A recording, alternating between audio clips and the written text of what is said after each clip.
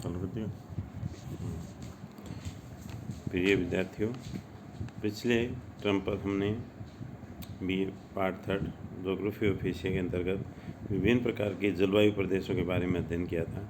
अभी जलवायु प्रदेशों से संबंधित एक महत्वपूर्ण जो बिंदु है, जो जलवायु, तापमान, वर्षा, उसी पर आधारित पूर्ण रूप से आधारित होता है और ये एक मुख्य रूप से प्राकृतिक संसाधन भी होता है, जिसे हम इस प्राकृतिक वनस्पति के रूप में अध्ययन करते हैं। तो ये प्राकृतिक वनस्पतियाँ होती हैं, ये पूर्ण रूप से जलवायु और जलवायु प्रदेशों को ही इंगित करती हैं और अंकित करती हैं कि जिस प्रदेश के अंतर्गत जिस प्रकार की जलवायु होगी, वहाँ पर प्राकृतिक वनस्पतियाँ भी उसी प्रकार की होंगी। एशिया महाद्वीप की विशालता के कारण एशिया महाद्वीप में उष्णकटिबंधीय क्षेत्र, शीतोष्णकटिबंधीय क्षेत्र तथा शीतकटिबंधीय क्षेत्र आते हैं।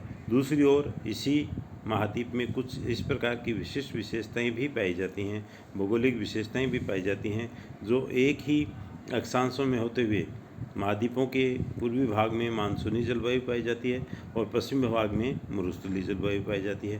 तो इस प्रकार से उसकी जो वितरण पाया जाता है, भौगोलिक विशेषताएं पाई जाती हैं, जलवायु पाई जाती है, एशिया महाद्वीप की जो विशालता पाई जाती है और एशिया महाद्वीप में उच्चावच भी हैं, उसकी भी विभिन्न प्रकार की विभिन्नताएं पाई जाती हैं। पर्वतीय प्रदेश हैं, वो विशाल पर्वतीय प्रदेश है, उन विशाल पर्वतीय प्रदेशों के क्षेत्र के साथ साथ वहाँ पर विभिन्न प्रकार के पठारी प्रदेश पाए जाते हैं। तो ये पठारी प्रदेश और पर्वतीय प्रदेश, मैदानी प्रदेश तथा तटीय जो प्रदेश होते हैं, वे भी यहाँ की प्राकृतिक वनस्पतियों को अत्यधिक मात्रा में प्रभावित करते हैं।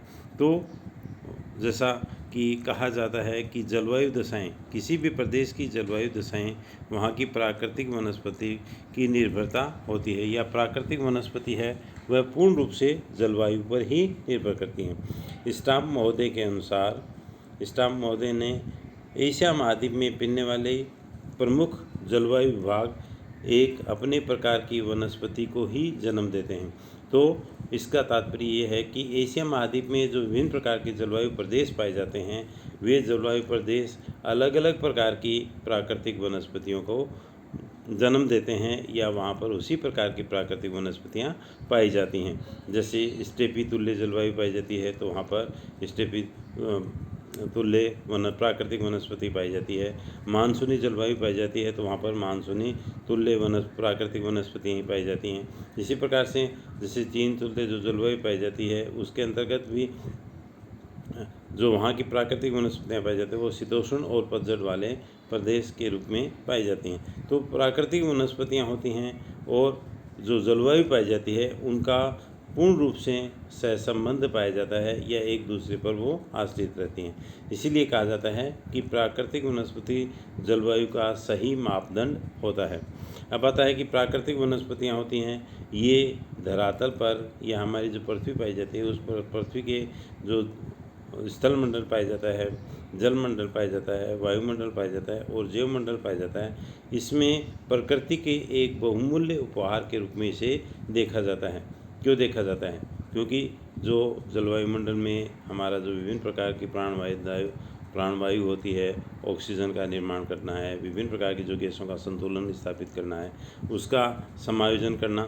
दूसरी ओर धरातल पर पाई जाने वाली विभिन्न प्रकार की जो प्राकृतिक वनस्पतियाँ होती हैं, वो विभिन्न प्रकार के जीव जंतुओं के लिए भोजन के रूप में, या विभिन्न प्रकार के ईंधन के रूप में, विभिन्न प्रकार के जो लकड़ियाँ या विभिन्न प्रकार के जो औद्योगिक उत्पाद होते हैं, उनको भी वो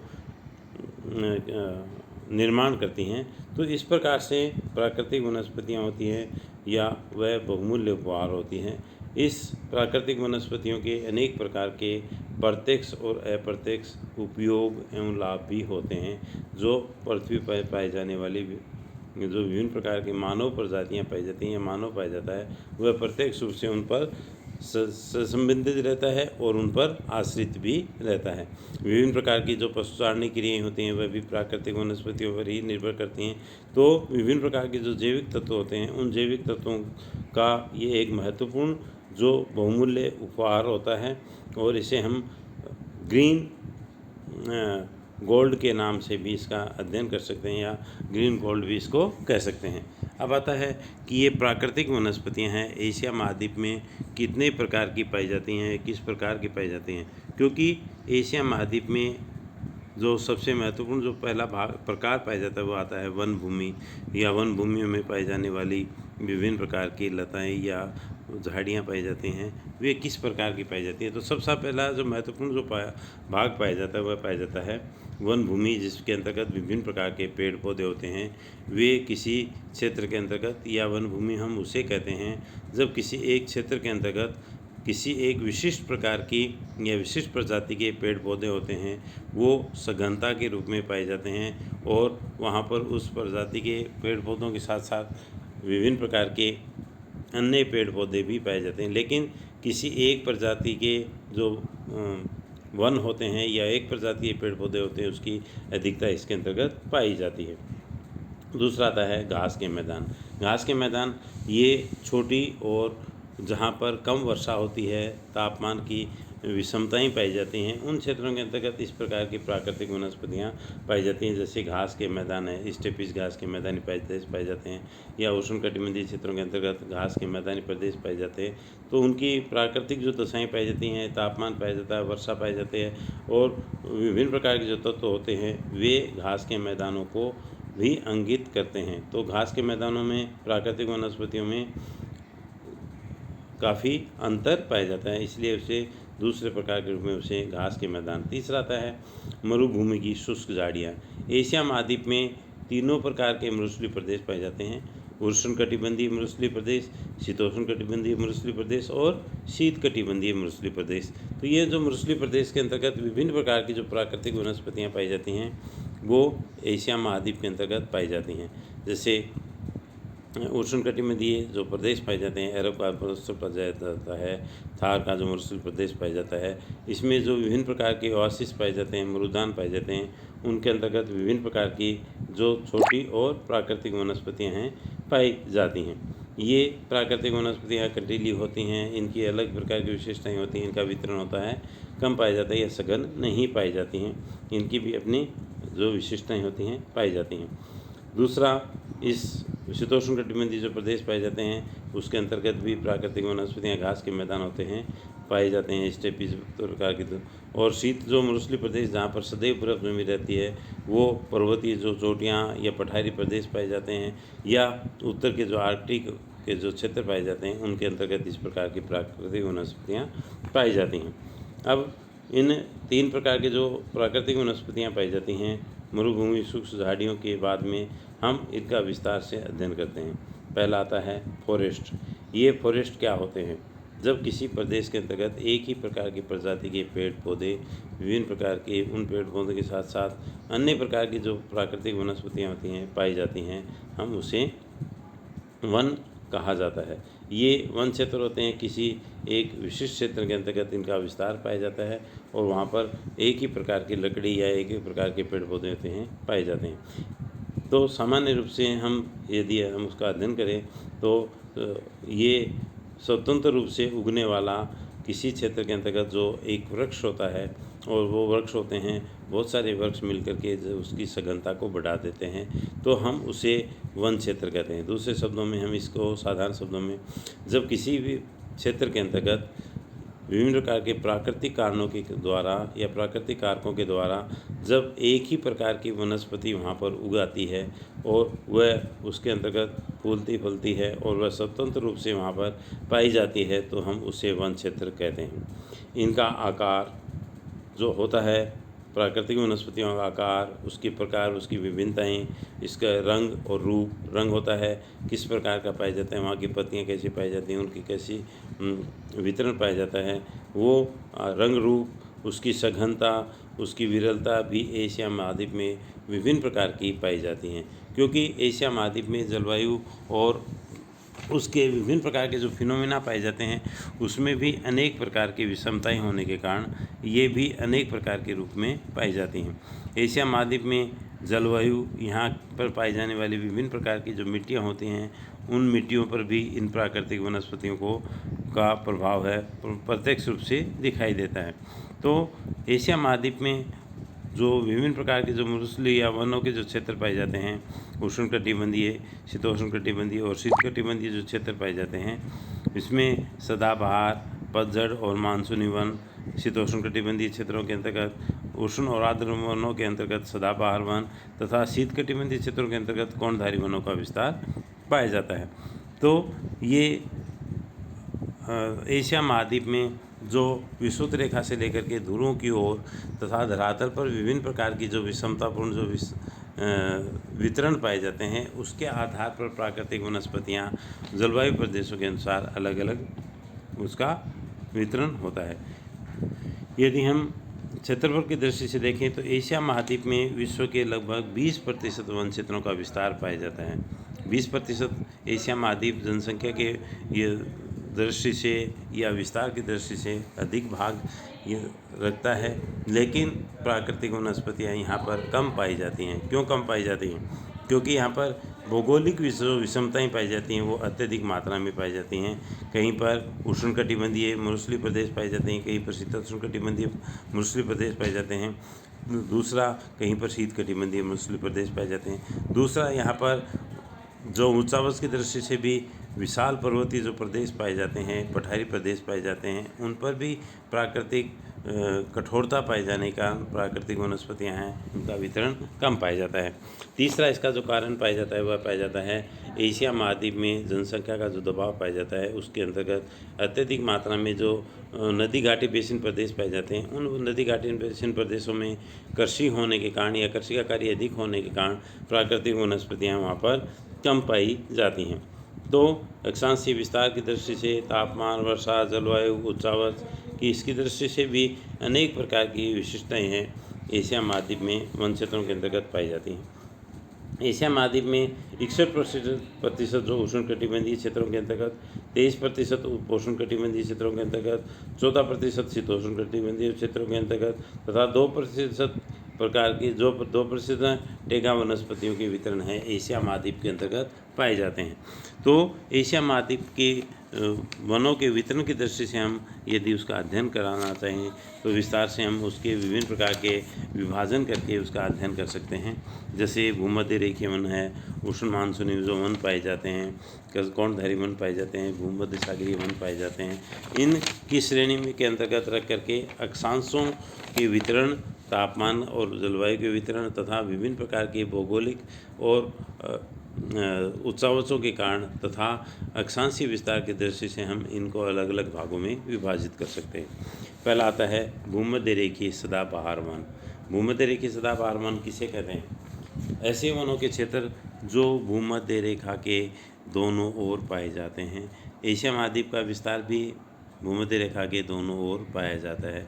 वो विभिन्न प्रकार के जो द्वीपीय, प्रायद्वीपीय जो क्षेत्र पाए जाते हैं और उन क्षेत्रों के अंतर्गत इस प्रकार की प्राकृतिक वनस्पतियाँ हैं पाई जाती हैं। क्षेत्रीय दृष्टि से यदि इसका अध्ययन करें तो इंडोनेशिया, फिलीपाइंस द्वीप समूह, दक्षिण पूर्वी भारत के जो दक्षिणी क्षेत्र पाए जाते हैं उसके अंतर्गत मलेशिया, इंडोनेशिया, हिंदीशिया, इस प्रकार के जो क्षेत्र या श्रीलंका के जो क्षेत्र पाए जाते हैं, जिनका विस्तार 5 से 0 डिग्री से 10 डिग्री उत्तर एवं 10 डिग्री दक्षिणी अक्षांशों के क्षेत्रों में, जहाँ पर उष्ण और आर्द्र जलवायु, साल भर ऊंचा तापमान, साल भर वर्षा की क्रिया और जलवायु है, वहाँ पर उष्ण और आर्द्र पाए जाने के कारण यहाँ पर प्राकृतिक वनस्पतियाँ भी सदाबहार प्रकार की पाई जाती हैं। दूसरा, इन प्राकृतिक वनस्पतियों की विभिन्न प्रकार की विशेषताएं भी पाई जाती हैं। जैसे हम विभिन्न प्रकार की जो प्राकृतिक वनस्पतियाँ पाई जाती हैं वो मिश्रित रूप से पाई जाती हैं। इनकी लकड़ियाँ होती हैं, कठोर होती हैं, ऊंचाई की दृष्टि से ये अत्यधिक मात्रा में ऊंचे पाए जाते हैं। पत्तियाँ होती हैं इनकी चौड़ी होती हैं, चिकनी सतह वाली होती हैं और काफ़ी हरित रीमा लिए हुए होती हैं। यह हरित उसमें उसकी जो सतह होती है काफ़ी हरी होती है, ग्रीन होती है। इस प्रकार से इसकी गहनता पाई जाती है, वह भी अत्यधिक मात्रा में पाई जाती है। क्यों अधिक गहनता पाई जाती है कि तापमान भी ऊंचा पाया जाता है, वर्षा की मात्रा भी अधिक होती है, वाष्पीकरण होता है, वो भी यहाँ पर अधिक मात्रा में पाया जाता है। तो यहाँ पर लगभग पेड़ों की दृष्टि से यदि या पौधों की दृष्टि से हम उसका अध्ययन करते हैं तो यहाँ पर 60 मीटर से लेकर के 100 मीटर तक की ऊंचाई के पेड़ पौधे पाए जाते हैं। यहाँ पर जो भूमध्य रेखीय सदाबहार वनों में 3 प्रकार के स्ट्रेटा के रूप में प्राकृतिक वनस्पतियाँ पाई जाती हैं। ऊंचे और चौड़ी पत्ती वाले वन, मध्यम और थोड़ी कम चौड़ी पत्ती वाले वन, और इनके बीच में निचले स्तर के जो तीसरे स्तर के जो होते हैं वो छोटे छोटे पेड़ पौधे, लताएं और झाड़ियाँ होती हैं, वो इसके अंतर्गत पाई जाती हैं।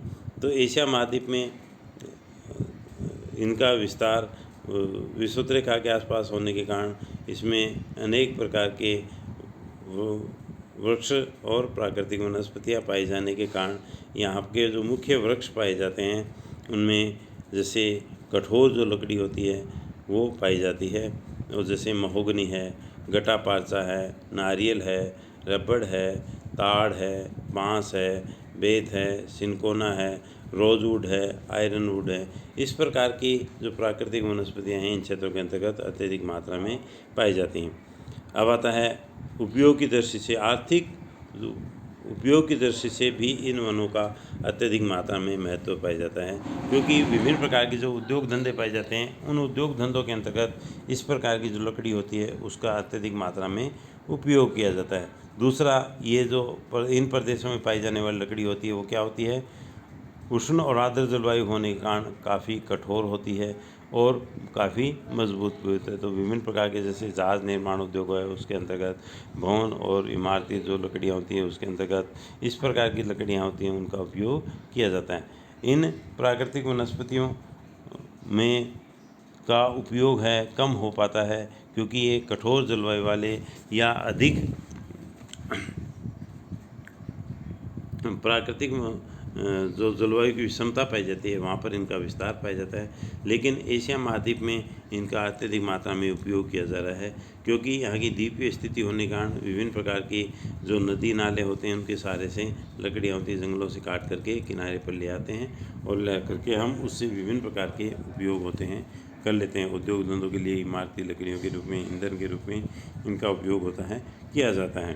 तो ये इसमें अनेक प्रकार के जैसे दवाइयाँ भी, सिनकोना होता है वह किस प्रकार की दवाई के मलेरिया की दवाई के लिए भी उसका उपयोग किया जाता है। विभिन्न प्रकार के जो बांस पाए जाते हैं, बेंत पाए जाता है, ये विभिन्न प्रकार के लघु और कुटीर उद्योगों के लिए कच्चा माल भी तैयार करते हैं। दूसरा जो क्लासिफिकेशन आता है वह आता है उष्ण कटिबंधीय मानसूनी वन। उष्ण मानसूनी वन होता है, जैसा नाम से ही हम समझ सकते हैं कि उष्ण जलवायु पाई जाती है, वह कैसी पाई जाती है, उष्ण पाई जाती है।